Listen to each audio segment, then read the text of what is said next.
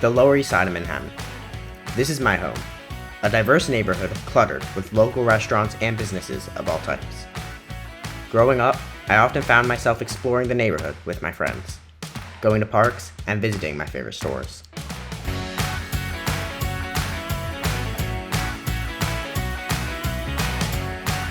One of my local favorites is Sugar Sweet Sunshine, a small cupcake bakery located on Rivington Street. But when the pandemic hit, many small businesses, like this cupcake shop, were put under pressure to adapt as soon as they could. With so many local businesses shutting down because of lost profit, I wondered if my neighborhood, which relied so much on these types of places, would even survive.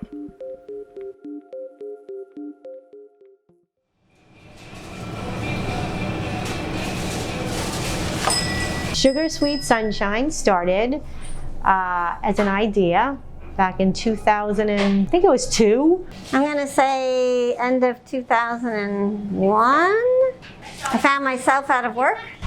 My business partner was running down the street and saw an empty space and stopped and thought it would make a great bakery and asked me if I thought it would be a crazy idea to open a bakery. It just came to me one day. We both worked in bakeries before and loved it. And so I called Debbie. And I said, I think it's a great idea. She was like, sure. And she said, want to try? And I said, yes. We finally opened in 2003. I think the most important thing at the onstart of the pandemic was, what can we do and how are we going to adapt? That was the first challenge, is how to stay open and how to keep your staff. And I said, well, I'm going to stay open as long as I can until I'm told that I can't no more. The first thing I remember was just being terrified that the governor was going to make us close. Then there's like the fear factor of when the pandemic got really bad in the spring, nervousness, that I'm going to contract the virus and I'm going to die. Or I'll give it to my husband and he'll die. So I actually made the decision to stay home for 3 weeks during the height. And Debbie wanted to stay open. I thought we should have closed, but she decided to keep going. Did you ever consider closing? No. Not once did I ever consider closing. Financially, it's been very challenging. Our income's gone down like about 40%, so you have to make that up somewhere. There was several months we didn't collect any pay for ourselves. Just trying to make those difficult decisions and trying to keep the staff employed. Not having corporate business, not having wedding business, that's like 60% of our business. Really relying on our foot traffic and at-home deliveries. So we were already set up with a couple of the online platforms, Grubhub and Uber Eats, prior to the pandemic starting. My take on that is probably a little bit different than a lot of business owners, which is before we were on these platforms, we were not able to do a lot of deliveries, especially at night when people wanted a dessert. And while these platforms, they did take a big chunk, 30% when this started, I was glad that I got 70% of something that I didn't have before. I'm so glad that we had those platforms because they were huge at the very onset of the pandemic. While Debbie and Peggy made it through the early months of the pandemic, the challenges continued. In late September, Debbie came to work, only to find the front of the store covered in trash. The emotional video she posted to social media made headlines. What's it like on a daily basis to be a business owner? This is what it's like. It's a very visceral experience at the height of the pandemic.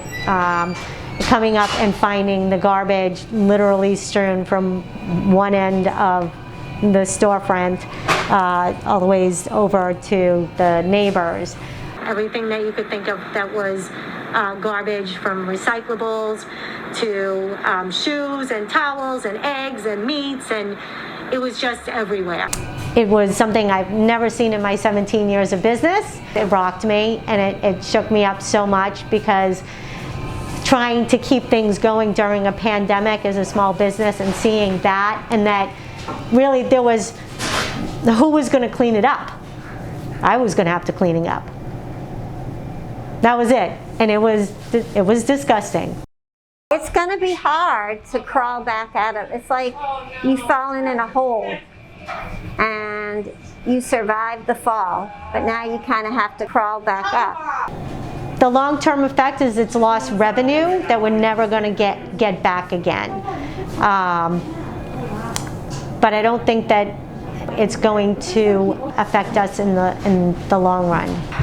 I'm sure that there's something in there that I learned, which is to just keep going at the face of adversity, no matter what. That if you can just hang on, things always change. It's really made me grateful for little things, you know, for the fact that I'm alive, that I'm breathing, that I have a business still, that, you know, my family and my friends are all okay.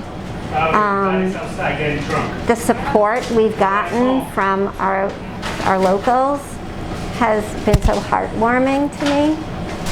Nothing's a sure thing, and you know, you can't always ride on your coattails and say, well, things have always been this way, so they always will be this way. You never know what can happen.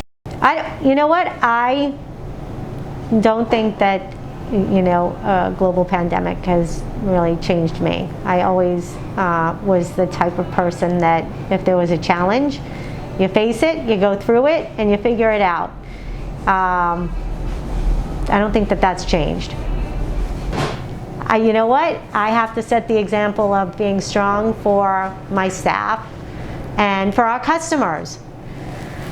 And that's just who I am.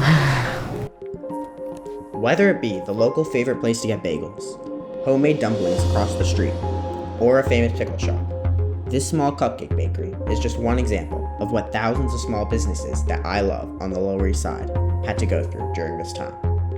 Unfortunately, many great places had to close their doors over the past several months, and thankfully, they aren't one of them. Together, by supporting local business owners, we are working to bring the Lower East Side back to the vibrant neighborhood that it once was. If you liked this video, make sure to hit like, comment, and subscribe to keep up to date with all of our RealWorks YouTube videos. And don't forget to watch the films of the next generation of filmmakers.